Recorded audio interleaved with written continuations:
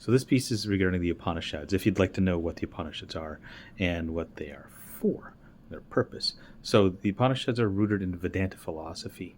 They form the culmination of the Vedas, and they guide seekers on a transformative journey from ignorance to enlightenment.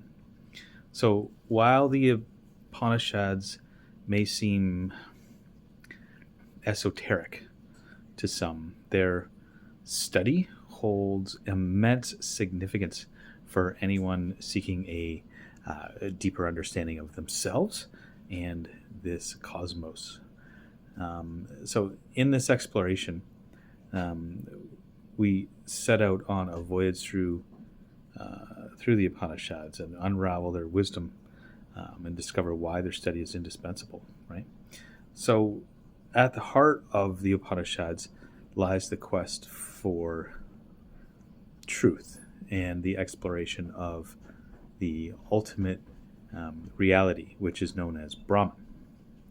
So unlike the earlier portions of the Vedas, which focus on rituals and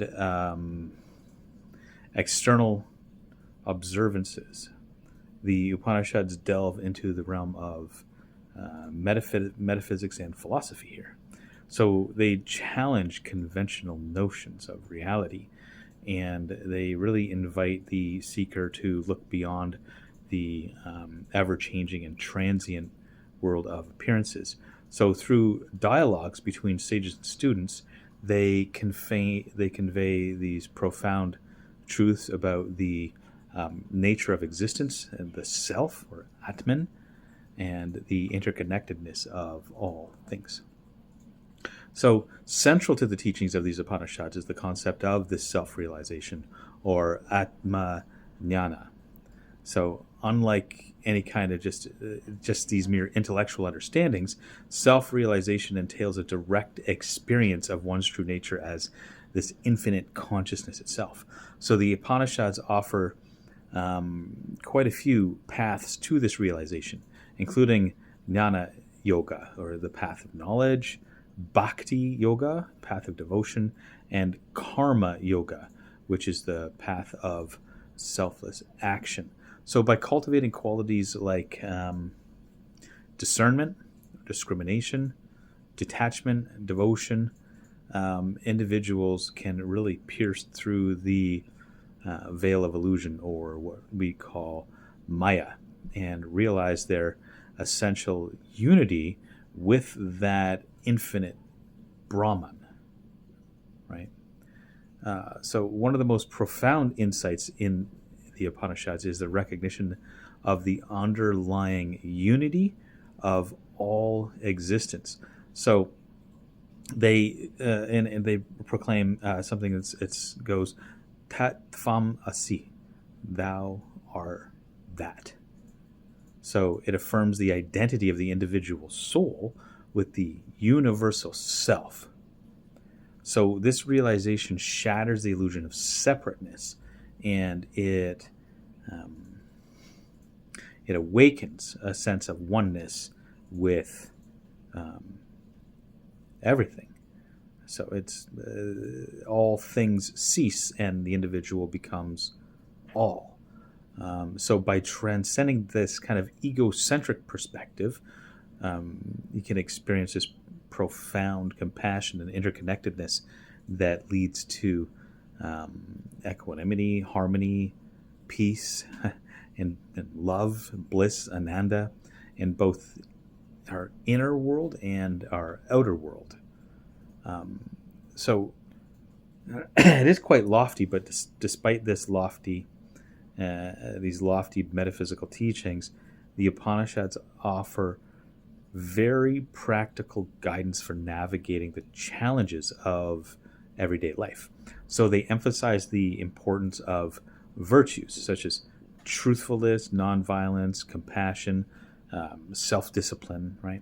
So, and they do this through stories and parables. And through these stories and parables, they illustrate the consequences of moral conduct and the power of proper or righteous living.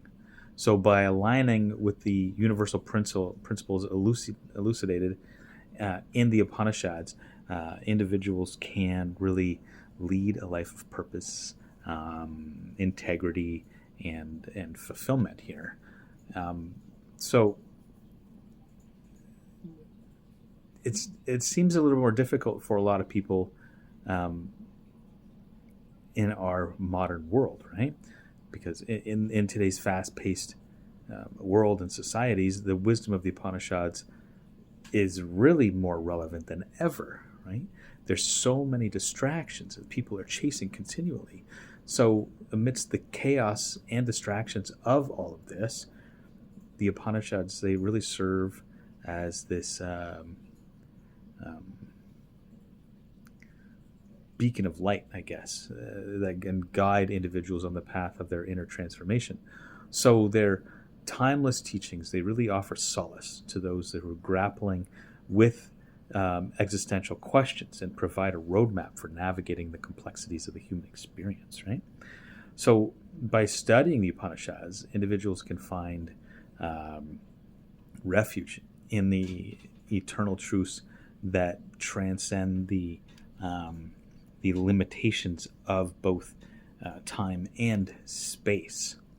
And ultimately, the study of the Upanishads is a call to this self-discovery and transcendence, right, of self-realization. It invites us to set out on a journey of exploration and inquiry. So we dive deep into the recesses of our own consciousness through the development or recognition of oneself as that awareness itself. We rest in the state of awareness, and in the resting of this, in that state of awareness alone, we then have the ability to view the mind and dig deep into the recesses of our own consciousness. And through that contemplation and meditation, we unravel the mysteries of existence itself and realize our innate divinity. So the Upanishads remind us that this ultimate truth, it always lies within ourselves, and it's there just waiting to be unveiled by the most earnest sadhaka or seeker, right? So the Upanishads really stand as these timeless monuments of human wisdom, right? And they really call us to delve into the depths of our own being here. So throughout the verses, you'll find these echoes of our deepest aspirations and glimpses of the infinite potential that lies dormant within all of us. So by studying them, we set out on this journey of this self-discovery, of transcendence, of self-realization, and we begin to be guided by that light of eternal truth, which, through the Upanishads, this light of this eternal truth is just that awareness itself. So it's nothing mystical. It's something that is within every single one of us. We all have awareness. Now, if we can put ourselves into the state of awareness alone, awareness for the sake of awareness itself, that is what we call this light of eternal truth. That is it. Not being mixed up and meshed with the workings of the mind, but being able to be the witness of the contents of the mind and understand that we are not the contents of the mind. We are not the body. We are that Atman, right? That ever-present witness. So the Upanishads really awaken this internal divinity that resides in everything.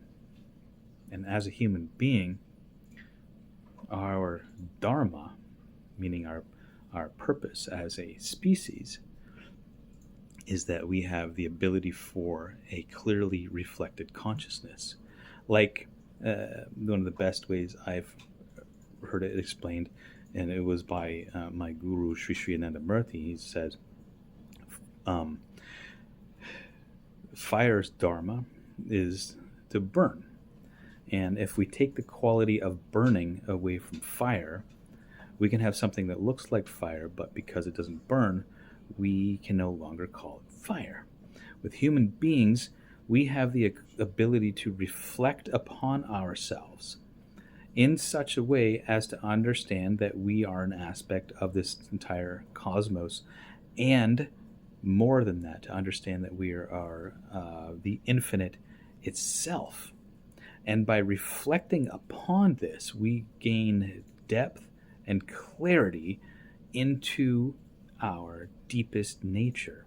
And that is an ongoing procedure, progression that never ends. So, yeah, the Upanishads can really help us in understanding this aspect of ourselves. Namaskar, everybody.